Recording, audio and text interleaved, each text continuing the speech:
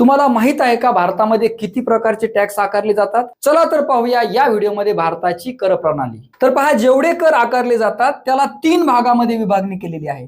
पहिले आहे direct taxes, त्याला प्रत्यक्ष कर म्हणतात. दुसरा आहे इनडायरेक्ट टॅक्सेस, त्याला अप्रत्यक्ष कर म्हणतात.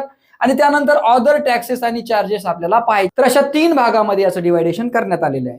बघा, जो कर डायरेक्ट व्यक्ती किंवा संस्थेकडून सरकारकडे दिला जातो, मधात कोणीही नसतो, तो कर डायरेक्ट सरकारपर्यंत पोहोचतो व्यक्ती आणि संस्थाकडून, त्याला डायरेक्ट टॅक्स म्हणतात. उदाहरणार्थ इन्कम टॅक्स आपण आयकर म्हणतो, व्यक्ती, व्यापारी, कंपनी यांनी कमावलेल्या उत्पन्नावर तो असतो. त्यानंतर कॉर्पोरेट टॅक्स, तुम्हाला माहिती आहे कंपन्यांचा जो नफा असतो त्यावर हा टॅक्स आकारला जातो. त्यानंतर कॅपिटल गेन टॅक्स, आपण एखादी मालमत्ता विकली आणि त्यातून जो नफा भेटतो त्यावर पण आपल्याला टॅक्स दिला जातो. त्यानंतर सिक्युरिटी ट्रान्झॅक्शन टॅक्स, एसएसटी म्हणतो आपण, शेअर मार्केटवर होणाऱ्या व्यवहारावर आधारित तो टॅक्स असतो. त्यानंतर आपण गिफ्ट टॅक्स बघा, तर गिफ्ट टॅक्स म्हणजे तुम्हाला एका ठराविक रकमेपर्यंत गिफ्ट घेता येतं, पण त्यानंतर तुम्हाला जर जास्त भेटवस्तू भेटल्या तर तो टॅक्स आपल्याला सरकारला द्यावा लागतो. बघा, जो कर ग्राहकाकडून अप्रत्यक्षपणे वसूल केला जातो म्हणजे आपण वस्तू किंवा सेवा घेतो, त्यामध्ये थर्ड पार्टी असतात, त्यामध्ये दुकानदार, रिटेलर, डिस्ट्रीब्युटर असतात, म्हणून त्याला अप्रत्यक्ष कर म्हणतात.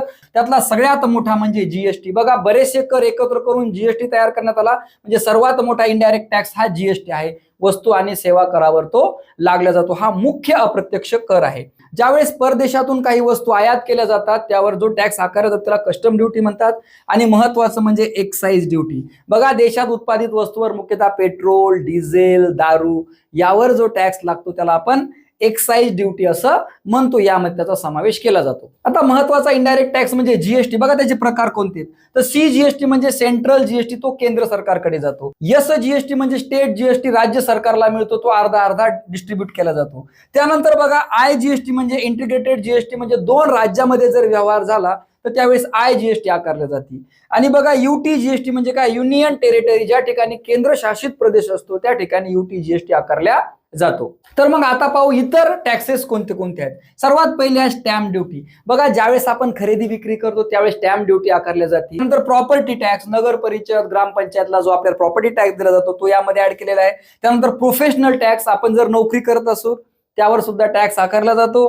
टोल टॅक्स, बऱ्याच वेळा आपण रस्ते, ब्रिज हे वापरतो त्याला सुद्धा टॅक्स दिला जातो. एंटरटेनमेंट टॅक्स, ज्यावेळेस आपण चित्रपट, शो वगैरे बघतो त्यावर आधारित हा एंटरटेनमेंट टॅक्स दिला जातो. या सर्वांचा समावेश केलेला आहे इतर टॅक्सेसमध्ये, इतर करांमध्ये. तर आशा करतो तुम्हाला सर्व टॅक्सेशन समजलं असेल की कशा पद्धतीनं कर आकारले जातात.